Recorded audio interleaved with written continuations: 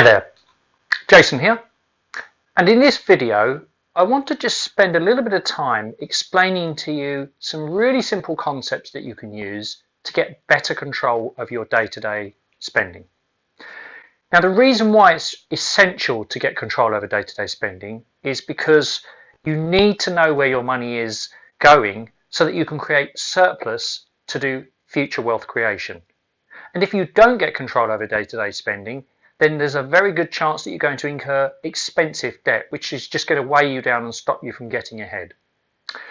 Now, if you've looked at my smart spending system before, you'll see that I talk about having 3 U's. There's the present you, which is meeting all your core living costs, rent, mortgage, food, utilities, etc. There's the future you, which is for both debt repayment, not mortgages, because that's included in your housing cost, but things like overdrafts, loans, credit cards, and future savings, so building up wealth for the future. And the fun you, this is the bit that makes life interesting, all the socializing, extra clothes you want, holidays, all the things that just make life a little bit more varied. And as you'll remember from the smart spending system, I advocate having 2 bank accounts. Bank account 1 is to meet the costs of all your core living costs, the present you, and the future you. So the future you money is going out pretty much after payday. And account 2 is what you put all your fun you money that you budgeted and you spend down to 0.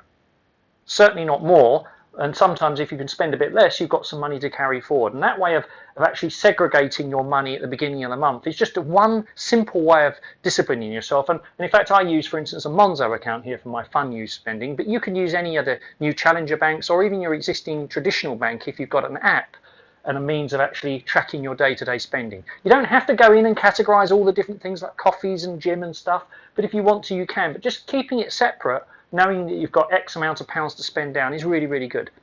Now, the problem that most people incur when it comes to thinking about controlling spending is they think that they're spending from January to December or wherever you start the year. I'm doing this recording in April, so it could be April to March. They think that their spending goes in a nice straight line. And we know that controlling spending or budgeting, whatever you want to call it, doesn't always go in a straight line. And what happens is when we make these allocations, we forget that there's lots of things that aren't every month, but they are definitely going to come in at some stage in the year. We're just not quite sure how much they are. And you know the sort of things I'm talking about, the sort of thing at the beginning of the year where you've got to renew a subscription for something which you need. Your car needs servicing in March. You're never not quite sure. It might be £200, could be £400. Then you've got to put the deposit on the holiday, and then in the summer, before you go, you've got to pay the balance of the holiday, and then you've got Christmas and various things coming on, and there could be you've got to take your pets to the vet and have their annual checkup done. And it could be any number of expenditures throughout the year that you just haven't taken account of. Now, whether they're fun, future or present, let's put that to one side for the moment.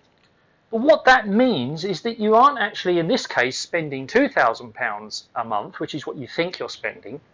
You're actually spending, let's just pretend that this came to £6,000 throughout the year. Now, obviously, some of it's going to be later in the year. That would mean that we're spending not £2,000 in this example. What it means is we're actually spending £2,500 a month. So one of the ways of dealing with this is to say, okay, perhaps what we need is a third account. And this account 3 is what we put this allowance of this extra £500 into this account, which throughout the year is £6,000, and it's going to go up and it's going to go up and down. But it means we've got the money, in addition to the other segregated money, to meet our costs. Now, you don't have to be, this is not a straitjacket, this is not set in stone, and it may be not absolutely perfect, but rather than trying to get to over-engineering your budgeting, thinking like this, making sure that you're accounting for all the ad hoc spending that comes throughout the year, making sure that you've got segregated accounts, and that you've got a rough idea of that there's some limits so that you actually don't incur debt and that you don't ever touch your future you money. That will help you, hopefully, to control your spending so that you can feel more in control and be happier. I hope that's helped. Let me know how you get on.